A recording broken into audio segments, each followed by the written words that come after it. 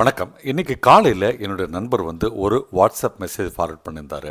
அதில பார்த்தீங்கன்னா, state bank of இந்தியாவுடைய டீட்டெயில், ஃபோட்டோலாம் போட்டு, உங்களுக்காக பரிசுகள் இதில இருக்குது. இத கிளிக் பண்ணுங்க அப்படின்னு போட்டு வந்தது.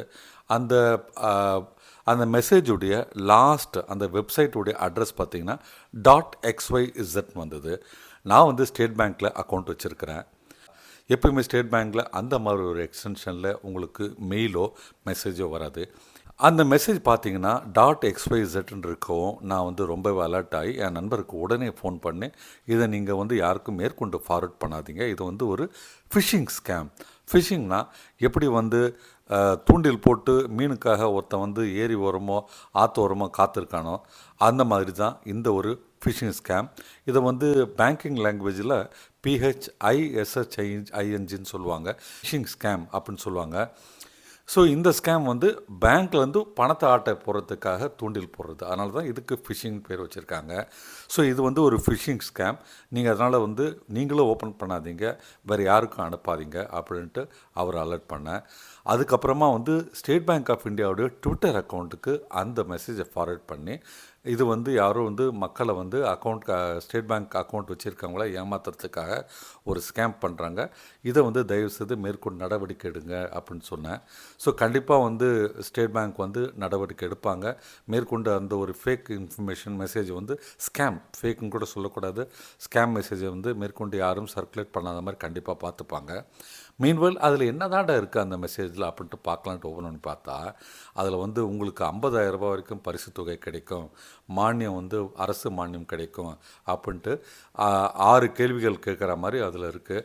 அப்புறம் அந்த டீட்டெயிலாம் ஒன்று ஒன்றா வாங்கி கண்டிப்பாக அடுத்தடுத்த பேஜில் உங்களுடைய பர்சனல் டீட்டெயிலை கேட்பாங்க. உங்கள் ஆதார் எண் கொடுங்க, உங்களுடைய பேன் எண் கொடுங்க, உங்கள் மொபைல் எண் கொடுங்க.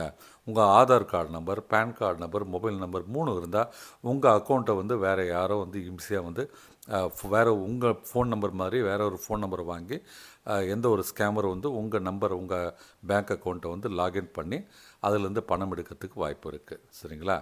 ஸோ அதனால் இந்த மாதிரி எந்த ஒரு பேங்க் சம்மந்தமான வாட்ஸ்அப்பில் மெசேஜ் வந்தால் அதை கண்டிப்பாக அவாய்ட் பண்ணுங்கள். ஒவ்வொரு பேங்க்குமே அவங்களுக்குன்னு தனியாகவே வாட்ஸ்அப் வச்சுருக்காங்க. அது அஃபிஷியல். அங்கிருந்து வந்தால் நீங்கள் பார்க்கலாமே தவிர, எந்த பேங்க்குமே இந்த மாதிரிலாம் பரிசு திட்டம் இருக்குன்றத தனிப்பட்ட முறையில் வாட்ஸ்அப்பில் அனுப்ப மாட்டாங்க ஆக்சுவலாக. என்ன அண்டு அரசு மானியம்ட்டு பேங்க் யாரும் சொல்ல மாட்டாங்க, அது அரசு தான் சொல்லுவோம். ஸோ அதனால் இந்த மாதிரி ஏதாவது ஃபேக்காவோ அல்லது ஒரு ஸ்கேமோ அல்லது ஃபிஷிங் மெசேஜஸ் இருந்தால் தயவுசெய்து ஓப்பன் பண்ணாதீங்க. ரொம்பவே அலர்ட்டாக இருங்க. உங்களுக்கு தெரியாமல் பணம் வருதுன்றதுக்காக நீங்கள் ஓப்பன் பண்ணிங்கன்னா மாட்டிப்பீங்க. இப்படி தான் நிறைய இடத்துல பார்த்தீங்கன்னா, நம்ம ஒரு ஷாப்பிங் மால் போனாலோ, ஏதாவது பெரிய சூப்பர் மார்க்கெட் போனாலோ, அங்கே ஒரு கூப்பனை கொடுத்து ஃபில் பண்ணுங்கள், நாங்கள் உங்களுக்கு பரிசு தரோன்னு சொல்லி உங்களுடைய ஃபோன் நம்பர், உங்களுடைய அட்ரஸ், உங்களுடைய பிறந்த தேதி, உங்களுடைய கல்யாண தேதின்னு வாங்குகிறாங்க. அந்த மாதிரி இடத்துல தயவுசெய்து கொடுக்காதீங்க. ஏன்னா அதை எல்லாமே வச்சுக்கிட்டு மிஸ்யூஸ் பண்ணப்படுது. அதனால் ரொம்பவே உஷாராக இருக்க வேண்டிய ஒரு தருணம். கவனமாக இருங்க. எந்த பேங்க்கு இந்த மாதிரிலாம் பரிசு தொகையெல்லாம் அறிவிக்க மாட்டாங்க. நல்லா புரிஞ்சுக்குங்க. சரியா? நன்றி. அடுத்த வீடியோவில் பார்க்கலாம்.